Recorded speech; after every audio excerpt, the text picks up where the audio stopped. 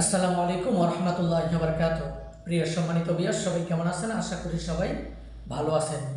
আজকে আপনাদের মাঝে খুবই গুরুত্বপূর্ণ কথা বলবো। যারা মালয়েশিয়াতে বসবাস করছেন, বৈধ এবং অবৈধ, তাদের বিষয় নিয়ে আজকে খুবই গুরুত্বপূর্ণ কথা বলবো। যেহেতু মালয়েশিয়াতে এখন প্রচুর পরিমাণ অপরাধী চালাচ্ছে মালয়েশিয়া ইমিগ্রেশন। যেহেতু মালয়েশিয়াতে অবৈধ প্রবাসীকে দেশে যাওয়ার জন্য যে সুযোগ দিয়েছিল এপ্রিল মাসের 30 তারিখ পর্যন্ত, যেহেতু এখন এপ্রিল মাসের শেষের দিকে, আজকে এপ্রিল মাসের 28 তারিখ, যেহেতু আর 2 দিন মাত্র বাকি আছে। এই 2 দিনের মধ্যে যারা দেশে চলে যেতে চান, তাহলে আপনারা দেশে চলে যেতে পারবেন। 500 টাকা জরিমানা দিয়ে আপনারা দেশে যেতে পারবেন।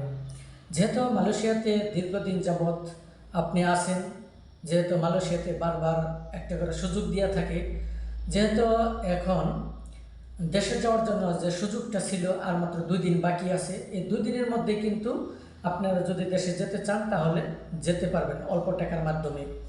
আর যদি এই 2 দিন এপ্রিল মাস শেষ হওয়ার পর মে মাস যে আসবে, মে মাসে যদি আপনি যেতে চান তাহলে কিন্তু আপনাকে ডাবল খরচ দিয়ে তারপরে দেশে যেতে হবে, ডাবল পাস নিয়ে। তাহলে আপনার টাকাটাও কিন্তু ডাবল দেওয়ার লাগতেছে। এই কারণে যারা একেবারে যেতে চান, তাহলে এপ্রিল মাসের 30 তারিখের আগে আপনারা ইমিগ্রেশন থেকে ফিঙ্গারপ্রিন্ট সেরে তারপরে আপনি টিকিট কেটে আপনি বাংলাদেশে যেতে পারবেন। যেহেতু মালয়েশিয়াতে এই সুযোগটা বারবার দিয়ে আসে অবৈধ প্রবাসীকে দেশে যাওয়ার জন্য। যেহেতু এখন আমি আরও শুনতেছি যে বাংলাদেশ থেকে নাকি কলিং ভিসা দিবে।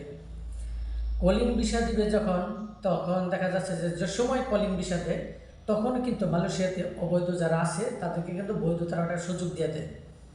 এরকম কিন্তু মাঝে মধ্যেই মালয়েশিয়াতে সুযোগ দিয়ে আসছে অবৈধ প্রবাসীকে।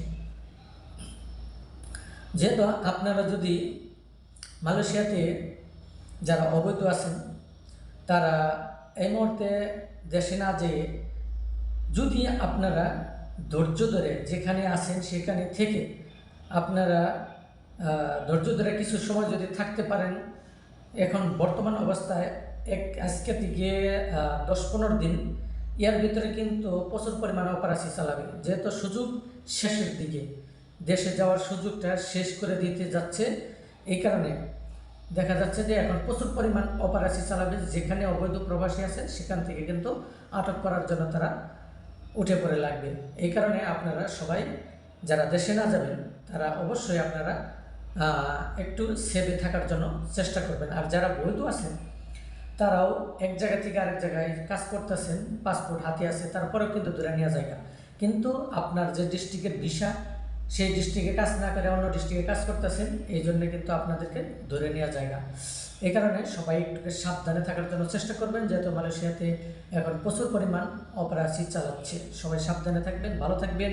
আমার ইউটিউব চ্যানেলটা সাবস্ক্রাইব করবেন। এখন প্রতিদিন আপনাদের মাঝে কিছু ভিডিও নিয়ে আসার জন্য চেষ্টা করব। অনেক ধন্যবাদ।